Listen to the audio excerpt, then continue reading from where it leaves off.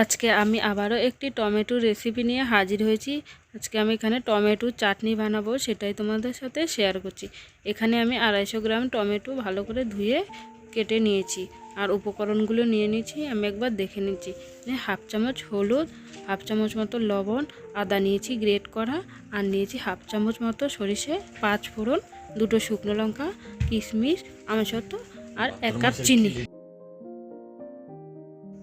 এবার আমি রান্নায় এসেছি। কড়াইটা বেশ ভালোভাবে গরম করে নিয়েছি। এর মধ্যে খুবই অল্প পরিমাণে আমি সরিষার তেল দিয়ে দিচ্ছি।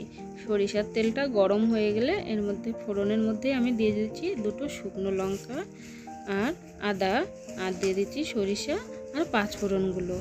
এবার একটু হালকা করে ভেজে নিচ্ছি। ভাজা হয়ে গেছে। এবার টমেটোগুলো আমি দিয়ে দিচ্ছি। টমেটোগুলো দিয়ে একটু নেড়ে চেড়ে আমি এর মধ্যে লবণ আর হলুদগুলো দিয়ে দেব।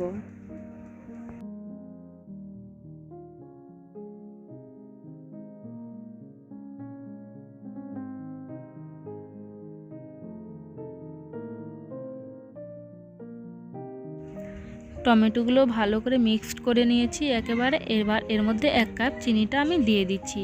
চিনিটা দিয়ে 2 কাপ মতো জল দিয়ে দেবো। বা জলটা যতক্ষণ না চিনিটা গলে যায় ততক্ষণ আমি এটা ফুটাতে থাকবো।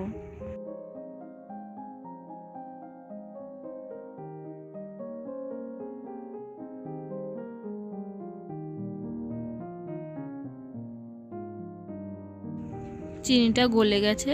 এবার আমি এর মধ্যে দিয়ে দিচ্ছি কিশমিশগুলো আর আমসত্ত্বগুলো। আর তোমরা চাইলে খেজুরও দিতে পারো, কাজু বাদামও দিতে পারো। আর আমার এটা ছিল না তাই আমি দিতে পারিনি। আর দিয়ে দেবো 1 চামচ মতো মৌরি গুঁড়ো। মৌরিটা আমি আগে ভেজে নিয়েছি শুকনো খোলায় তেলে।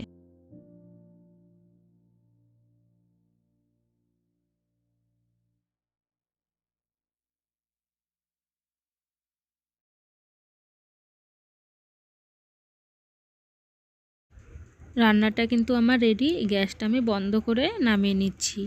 আর আমার ভিডিওটি ভালো লাগলে একটা লাইক করতে একদম ভুলো না।